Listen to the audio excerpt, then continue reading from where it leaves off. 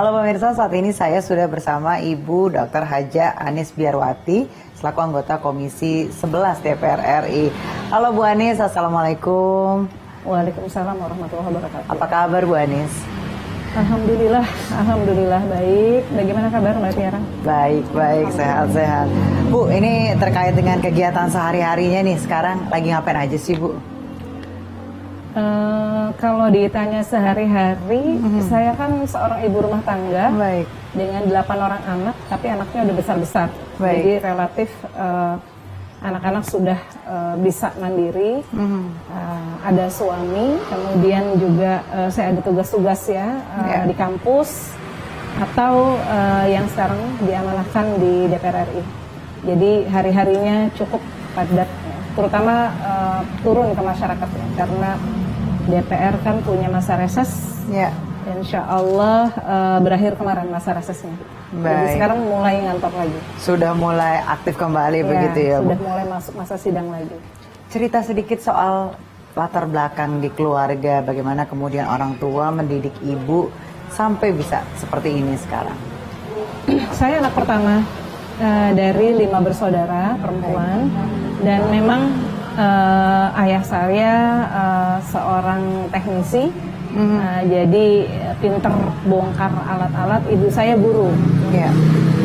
Dan memang kami di keluarga tuh biasa anak perempuan mengerjakan tugas-tugas anak perempuan, anak laki anak laki. Jadi memang terbiasa teratur di rumah, termasuk berbahasa.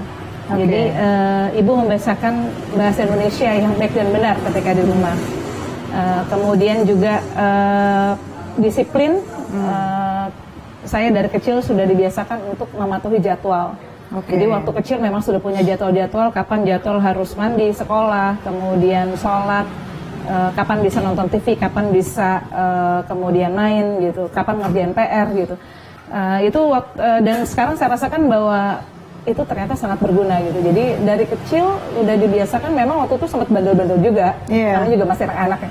Tapi lama-lama terbiasa gitu, sampai akhirnya saya tidak memerlukan jadwal yang tertulis, sudah termanage. Sudah terbiasa gitu. Begitu ya? Sudah terbiasa. Jadi sampai sekarang juga kalau ada jadwal seperti ini gitu, saya sudah terbiasa karena dari kecil udah dibiasakan untuk mematuhi jadwal. Baik, apa yang paling ibu ingat dari didikan orang tua atau mungkin saudara-saudara, ayah, ibu, kakak, adik begitu? Yang pertama menghormati orang tua. Ya. Jadi bagaimanapun saya dan adik itu terbiasa untuk bersopan santun dengan etika yang cukup. Karena bapak saya orangnya protektif, almarhum bapak saya orangnya protektif. Anak perempuan harus begini. Kemudian disiplin waktu. Jadi kalau memang jam pulang sekolah jam sekian, sekian. Kalau misalnya ada hal-hal yang luar itu harus mengabari gitu. Jadi saya sampai kuliah masih diantar jemput. Jadi memang culture-nya sudah diajarkan begitu ya Bu, gitu. semua. Disiplin dan adab terhadap orang lain itu juga ditekankan gitu. Sampai sekarang saya juga menerapkan kepada anak saya. Baik, untuk latar belakang pendidikan sendiri seperti apa sih Bu? Nah, ini menarik nih, karena saya menikahnya mungkin kalau untuk orang sekarang cukup muda ya. Jadi lulus dari Akademi Pimpinan Perusahaan itu nikah. 22 tahun. Gitu. 22 tahun. Kemudian menikah, punya anak. Dan anak saya itu cukup beruntun tuh Mbak Tiara tuh. Dan alhamdulillah punya suami yang sangat mendorong karena dia tahu istrinya suka belajar. Jadi saya melanjutkan kuliah itu justru setelah punya anak gitu. Saya ambil S1 saat anak saya 3, kemudian lanjut S2 ketika anak saya sudah 8, tahun 2005. Kemudian berikutnya setelah S2 tahun 2009 saya lanjut ke S3. Setelah anak saya 8, saya baru lanjut kuliah. Itu bagi waktunya gimana Bu? Pada saat punya keluarga harus nyelesain tesis, kemudian harus kuliah, itu seperti apa Bu? Memang nggak bisa dibilang gampang gitu ya. Tapi itulah uniknya kalau kita punya anak banyak dengan jarak waktu yang berdekatan, usia mereka kan hampir rata gitu. Usia mereka, jadi anak saya yang pertama lahir tahun 90, yang kedua 91, yang ketiga 92, yang keempat 94. Gitu. Terus begitu ya sampai 8, kecuali yang terakhir ada jarak 4 tahun gitu. Nah, itu kakaknya yang besar, ada 4 besar, saya bagi 2 tuh, 4 besar, 4 kecil gitu. Oke. Jadi ada 2 kualifikasi. Jadi yang besar itu menjaga adiknya yang kecil. Oke. Dan mereka 4 ini megang satu-satu gitu, seperti walinya gitu ya. Oke. Jadi ketika mereka kecil semua ditangani oleh saya, dan mereka nyebutnya Abi ya, Umi dan Abi gitu. Ketika mereka mulai besar, mereka juga bisa mengajari adik-adiknya.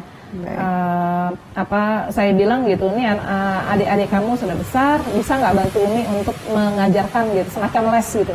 Oke. Dan saya sempat membayarkan fee untuk les. Oke, jadi kakaknya yang ngajarin adiknya begitu. Satu-satu gitu. Oke. Termasuk juga ini ketika ada hal-hal yang harus cepat gitu dan mereka yang ada di rumah, maka mereka yang dan ini sangat bagus ya, pengorganisasian anak-anak seperti ini membuat anak-anak biasa bertanggung jawab gitu, Iya, betul. kakak terhadap adik gitu sampai sekarang. Baik. Kemudian kalau dari kegiatan Ibu tadi kan menikah, terus punya anak, terus sempat kuliah, sekolah di kuliah di kampus itu ada kegiatan organisasi nggak sih Bu yang Ibu Oh iya, ikuti? saya waktu saya ngambil S1 itu berbahasa Arab ya. Ya. Kuliah syariah di Al-Hikmah Jakarta Selatan. Karena saya melihat bahwa saat itu semangat saya untuk belajar Islam ya, dan seluruh latar Islam itu kan berbahasa Arab. Jadi saya berpikir bahwa saya harus belajar bahasa Arab karena saya punya anak, saya juga ingin berbuat untuk masyarakat, sehingga S1 saya berbahasa Arab. Dan saat itu perempuan semua kan, ini kuliah di Rosa Islamiyah namanya, kuliah syariah berbahasa Arab, perempuan semua. Ketua kalau sekarang BEM ya, tapi waktu itu ketua senat mahasiswanya saya. Sempat jadi ketua mahasiswa tuh. Sempat jadi ketua mahasiswa begitu. Saya juga kalau di S2 ketua angkatan. S2 saya di UI itu jadi ketua angkatan ya. S3 ada beberapa yang saya aktif gitu. Baik, ini berarti cukup padat, memang sudah terbiasa untuk kemudian nggak nganggur di rumah, jadi ada aja begitu ya Bu ya. Saya juga sempat waktu sebelum nikah, waktu di APP Menwa. Sempat jadi komandan Menwa. Baik, ada tantangannya nggak sih Bu ketika menjalani berbagai peran itu Bu? Oh ya jelas, itu banyak banget, dan saya pikir memang Allah kan memberikan potensi kepada tiap orang berbeda-beda, dan kewajiban tiap orang itu untuk memelihara potensinya sebagai bentuk rasa syukur gitu. Jadi ketika kita diberikan keluangan, diberikan kemampuan gitu, maka kita harus maksimalkan potensi itu sehingga kita betul-betul bisa berkontribusi. Dan saya selalu percaya ya, jika Allah memberikan amanah, Allah akan siapkan perangkat-perangkatnya. Baik, jadi sudah disiapkan begitu ya Bu? Allah akan siapkan perangkatnya, Allah akan memudahkan gitu. Jadi tanda ketika kita dimudahkan, berarti Allah akan memberikan amanah yang besar gitu. Dan kewajiban kita untuk menunaikan amanah dengan baik. Baik, Bu Anis, kita harus jeda sejenak pemirsa. Jangan kemana-mana, tetap bersama kami di Cerita Wanita.